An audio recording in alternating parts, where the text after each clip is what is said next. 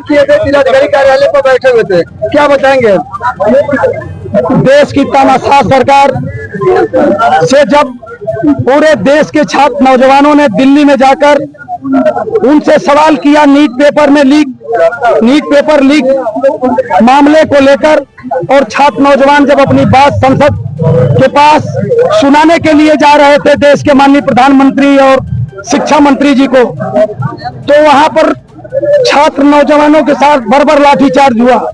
जिसमें कई सौ छात्रों के सर फूटे, पैर टूटे, हाथ टूटे, बेटियों के ऊपर बर्बर लाठीचार्ज हुआ, उनके कपड़े फाड़े गए, जिसके खिलाफ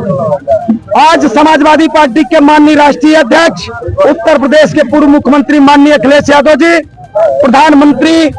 आवास पर धरना देकर और ऐसे कृत्य में शामिल लोगों के ऊपर कार्रवाई करने की मांग और छात्रों की मांगों को मानने के बात कहने के लिए गए थे। तो माननीय राष्ट्रीय अध्यक्ष जी को देश की तानाशाह सरकार ने गिरफ्तार कर लिया, और उनकी गिरफ्तारी के खिलाफ में आज पूरे उत्तर प्रदेश में जब हम लोगों को सूचना मिली कि समाजवादी पार्टी के माननीय राष्ट्रीय अध्यक्ष जी को सरकार ने गिरफ्तार कर लिया है दिल्ली में, तो हम लोग अपने घरों से निकलकर जिला अधिकारी के कार्यालय पर, मुख्यालय पर गाजीपुर पहुंचकर हम लोग शांतिपूर्ण ढंग से अपनी बातों को कहने के लिए यहाँ पर आए, और हम लोग यहाँ पर उपस्थित होकर ये मांग कर रहे थे कि जब तक माननीय राष्ट्रीय अध्यक्ष जी को नहीं छोड़ा जाएगा, रिहा नहीं किया जाएगा, तब तक हमारा शांतिपूर्ण अहिंसक आंदोलन, धरना प्रदर्शन जारी रहेगा। आज हमारे बीच में इसलिए कि पत्रकार हो, चाहे पुलिस के लोग हो, चाहे अधिकारी हो, कर्मचारी हो, चाहे मजदूर हो, सबके बच्चों का भविष्य इस देश में फंसा हुआ है। ये नीट का पेपर हो, एसएससी का पेपर हो, सीयूटी का पेपर हो, चाहे इस देश में जितनी भी परीक्षाएं हुई, सबके पेपर लीक हुए। सरकार प्रदेश की और देश की एक भी परीक्षा को सफल करा नहीं पाई। तो आखिर में कौन लोग हैं कि सरकार के नीचे रहकर इतना दुस्साहस कर रहे हैं और देश के बेटों और बेटियों के भविष्य को खराब कर रहे हैं। आज जो देश का माहौल है, जो लाठी चली थी, उसे देखकर कोई भी वो मर्माहत हुआ है, उसके आंखों से आंसू गिरे हैं। वो जहां कहीं से भी सोशल मीडिया के माध्यम से देखने का काम किया, उसके आंखों से आंसू छलक गए कि निहत्थे बेटियों के ऊपर, छात्रों के ऊपर पुलिस ने बर्बर लाठीचार्ज किया सरकार के इशारे पर। हम लोग मांग करते हैं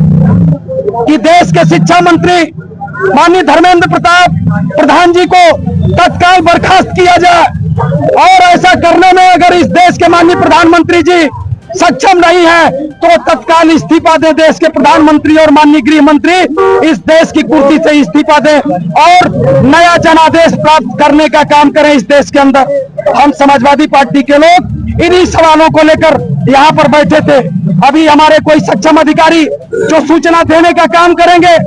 कि माननीय राष्ट्रीय अध्यक्ष जी को रिहा कर दिया गया है, तब हमारा धरना प्रदर्शन समाप्त हो जाएगा। उन्हीं मांगों को लेकर हम लोग यहाँ पर अभी बैठे हुए हैं। और जी, अगर देखा जाए धरना प्रदर्शन में आपके कार्यकर्ता शामिल है, जबकि आपके जनप्रतिनिधि हैं, विधायक है, उन लोगों का यहाँ पता तक नहीं है। लोकसभा चल रही है, माननीय सांसद जी लोकसभा में है, विधायक हमारे दोनों विधायक, सदर के विधायक और माननीय विधायक जंगीपुर, उन लोगों से बात हुई है, उनकी समितियों की बैठक है, वो लखनऊ चले गए हैं। मौके पर कोई उपस्थित नहीं है, लेकिन समाजवादी पार्टी का एक एक सिपाही जिसके अंदर जज्बा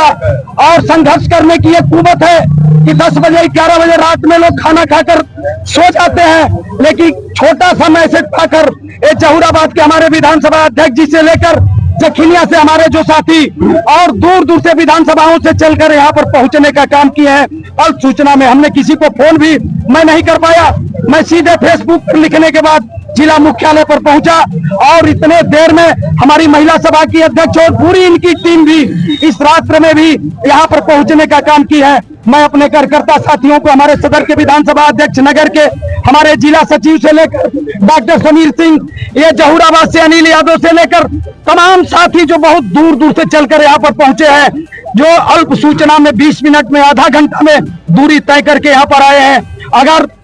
एक घंटा की सूचना होती तो आज इस जिला मुख्यालय पर कहीं कदम रखने की जगह नहीं रहती। ये जज्बा और संघर्ष करने की क्षमता जो है कि समाजवादी पार्टी के कार्यकर्ताओं में है। हम लोग अहिंसा में विश्वास करने वाले राष्ट्रपिता महात्मा गांधी जी